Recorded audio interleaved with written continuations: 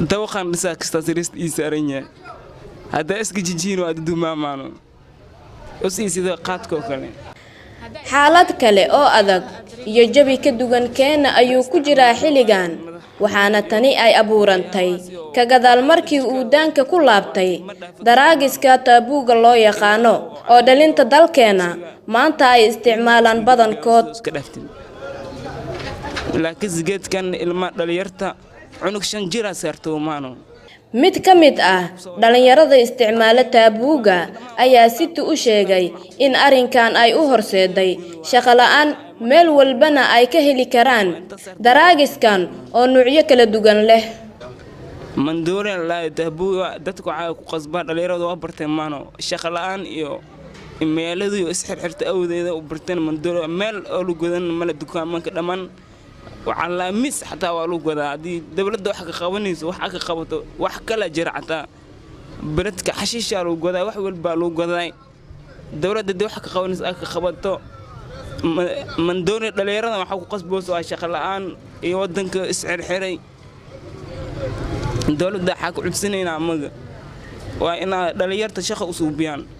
waan gartay waxaad ka dhawaajisay inaad tahay dhalinyarada isticmaala taabuuga maxay tahay sababaha uu kugu kalifay maxay tahay waxa uu ku soo kordhiyo isticmaalkiisa hadda meela ka shaqeeyo oo ku mashquulo oo joowla markaa iska dhaaflaan maano laakiin islaamiga soo fulo waa dagino markaas danta uu qasboos in saarta maano haddii aad isticmaasho maxaad dareentaa haddii aad isticmaali weysidna maxaad dareentaa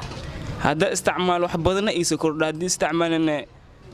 waxa iiso kordhaa hawle maano waxyaabaha aad ku dareento markaa soo kordha hal iyo laba nabadoodan dawqan lisa kastasiirist Iisaranya hada iska jijiino addu maamaano usiisi ذا qaadko kale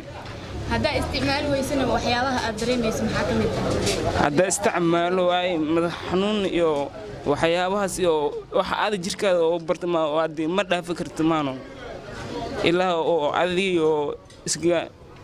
إنير إسقى جاوز إسقى دفتين لكن زجت كان الماء دليرتا عنق شنجرة سرتو مانو ودن قوا كسويا عي هدي ود قوا ما كنا ما ولا داف أنت إسقى دافن معقول وا لكن صورتي إذا لو جذوا عن دليرة أي ما داف فكر مانو وأنت صار دنت أوقس بيس مانو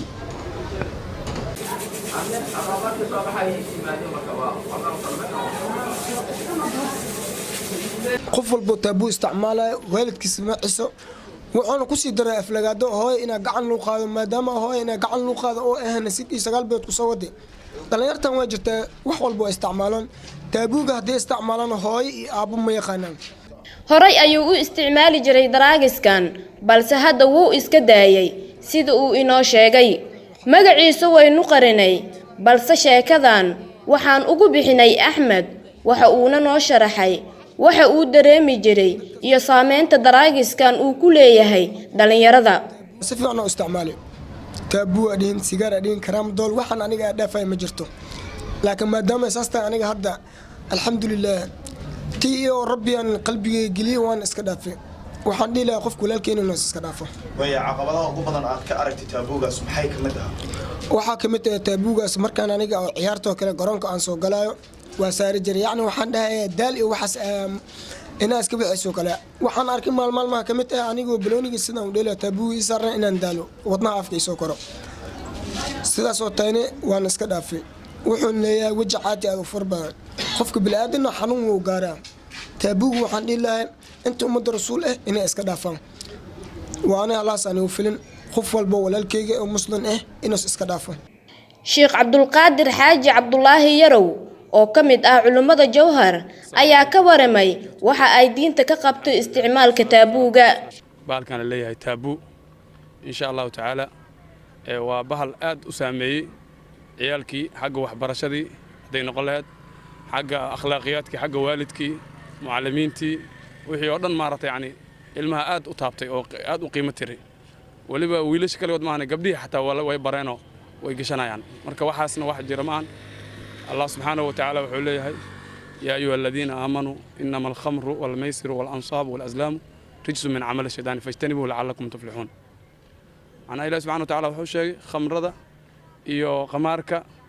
إيو أنصابك إيو أزلامك إنيه قرن وعمل الشيطان أي تاي فاجتنبوه كفوقاده إلى سبحانه وتعالى مركي لقى فوقاده محدا لعلكم تفلحون لكي تفلحون اللي بانتان إنما يريد الشيطان أن يوقع بينكم العداوة والبغضاء إلى إليه الشيطان وحودونا إنه يذكر عداوة يعريتا يوحس مارته يعني إنه يذكر ويصدكم عن سبيل الله عن ذكر الله وعن الصلاة ذكر الله قرآنك صلاة دي إله وحوله فهل أنتم منتهون مركو قمرك قال لي ميانا هن كور ريبتو ماي مركز الصحابة وحيدان انتهينا يا رب يعني مارته يعني واريبتون مركا هذا تابوغا خمر ولا مدياي معايا خمر وحالي هذا الخمر ما خامر العقل وحي عقلك بدلو دن خمر وا معايا هذا كور waxaan maqlay wiil hooyadiis garaacay asoo taabuuga cabsan macnaha hooyadiis markuu garaacayo ma oga haduu og yahay hooyadiis inay tahay maba garaaci leen Soomaa inkasta oo aanin jirin xakameyn guud oo maamulka gobolka iyo kan degmada ay ugu hortagayaan waxyaabaha maandooriyaha ee magaalada lagu iibiyo haddana gudoomiye ku-xigeenka maamulka iyo mashaariicda gobolka Shabeellaha Dhexe Ali Beesh ayaa sheegay in ay shaqo abuur u sameyn doonaan dhalinyarada si ay ugu kaaftoomaan isticmaalka daroogada talooyinna waa uu daba dhigay balse ka Hirshabelle ahaan ka maamul gobol ahaan waxaan diyaar u nahay inaan shaqo abuur u sameeyno si ay mustaqbalkooda ay tiinkooda ay ugu fikiraan oo ay danahooda ay u sameystaan maxaa yeelay dhalinyarada anaga ma ka maarano dal kasta wuxuu ku faanaa hadba cududda xooga uu leeyahay xooga maanta anaga aan leenahay waa dhalinyaro maxaa yeelay boqolkiiba 90 boqolkiiba 7 boqolkiiba 80 maanta dalka waxa hogaamiya ama ay u badan yihiin waa dhalinyaro marka waxaan u soo jeedinayaa anigoo kaashanayna wasaaradda dhalinyarada iyo isboortiga iyo wasaaradaha kala duwan ee dawladda Hirshabelle iyo ka maamulka gobolka ahaan waxaan u soo jeesan doonaa insha Allah dhalinyaradaas inaan u sameeyno shaqo abuur si ay mustaqbalkooda ay u dhistaan ayna ugu haraan waxyaabaha hadda ku sababay ee maandooriyaha isticmaalaan insha Allah intaas wixii ka dheer goobaha ganacsiga ee intooda badan lagu iibiyo waxyaabaha maandooriyaha ah ayaa maanta waxa ay suuqyada Jowhar ka yihiin kuwa caadi ah mana jirto cabsi ay ka qabaan in loo inqaabo fitnaanta ummadda Soomaaliyeed Sahrawadan warbaahinta City Jowhar